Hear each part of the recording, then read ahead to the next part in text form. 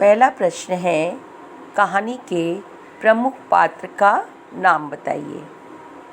कहानी के प्रमुख पात्र गुलिवर है, अतः उत्तर होगा गुलिवर।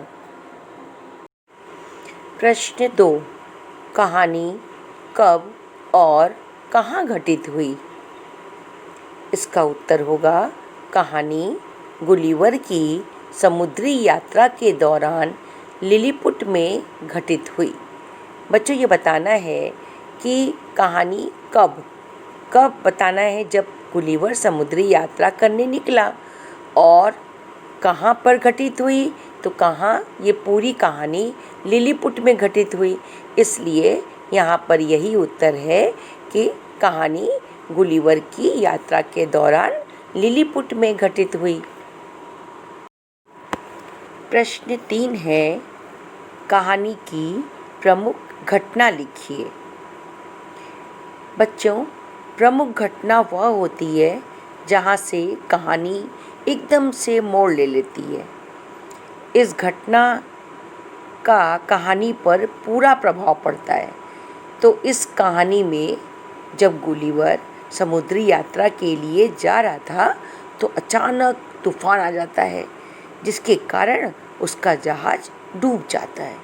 इसलिए आप इस प्रकार इसका उत्तर लिखेंगे कि एक दिन जब गुलिवर दक्षिणी सागर से पूर्वी द्वीप समूह की ओर जा रहा था, तब अचानक तूफान के कारण उनका जहाज डूब गया।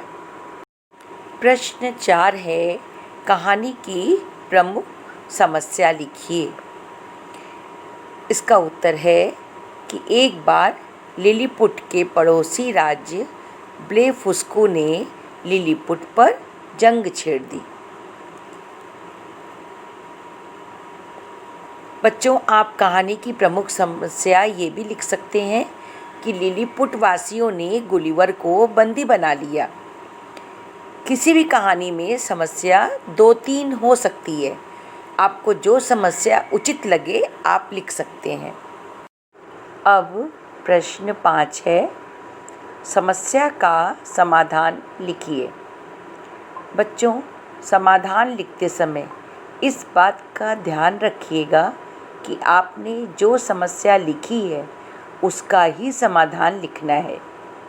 यहाँ मैंने समस्या लिखी थी कि एक बार लिलीपुट के पड़ोसी राज्य ब्लेफुस्को ने लिलीपुट पर जंग छेड़ दिया।